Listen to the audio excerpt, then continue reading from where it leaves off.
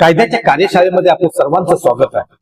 कायद्याच्या कार्यशाळेमध्ये आज आपण अभ्यास करणार आहोत एनडीपीएस ऍक्टचा. कोणता? एनडीपीएस ऍक्टचा. काय आहे एनडीपीएस ऍक्ट? कुठेतरी ऐकलेलं वाटतंय, अरे त्याला एनडीपीएस मध्ये उचललं, काय गांजा पित होता, ऐकलं ना?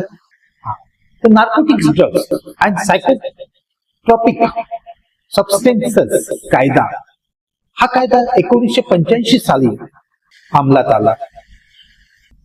हा भारताने अंमली पदार्थ आणि मनोवैज्ञानिक औषधांची उत्पन्न, विक्री, साठवण आणि वापरावर कडक निर्बंध ठेवण्याकरता बनवला.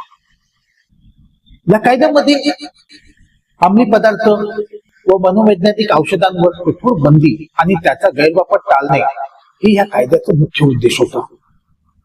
या कायद्यानुसार अफू, गांजा, कॉफी, कोकीन हे जे अंमली पदार्थ आहेत, तसेच अनेक कृत्रिम नशा देणाऱ्या औषधांचा बेकायदेशीर उत्पादन, विक्री, वाहतूक, मालकी किंवा वापर हा गुन्हा ठरवला गेला.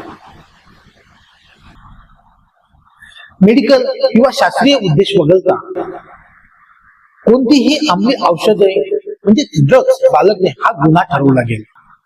एनडीपीएस कायद्याअंतर्गत पकडलेल्यांवरती कठोर कारवाई केली जाते. यामध्ये 1 वर्षापासून 20 वर्षापर्यंतची शिक्षा आहे. काही ठिकाणी दंड, तर गुन्हा केल्यास मृत्यूदंड देखील दिला जातो. इंटरनॅशनल म्हणजे जागतिक लेवलला हा कायदा अत्यंत कडक आहे. तसेच गुन्ह्याचे स्वरूप छोट्या प्रमाणात, मध्यम प्रमाणात, वाणिज्य प्रमाणात असे विभागलेले असून त्याप्रमाणे शिक्षा वेगवेगळी आहे. एनडीपीएस ऍक्ट अंतर्गत सर्व गुन्हे हे नॉन बेलेबल म्हणजे जामीन न मिळणारे आहेत, अजामीन पात्र आहेत. या कायद्यानुसार गुन्हेगारांचे बेकायदेशीर मिळवलेली मालमत्ता सरकार ताब्यात घेऊ शकते. भारतात नार्कोटिक काउन्सिल ब्युरो म्हणजे एनसीबी तसेच एनडीपीएस कायद्याच्या अंमलबजावणीसाठी केंद्र शासनाची प्रमुख संस्था आहे. केंद्र व राज्य शासनाला आपल्या नियमांतर्गत नियंत्रण करण्यासाठी अधिकार आहेत.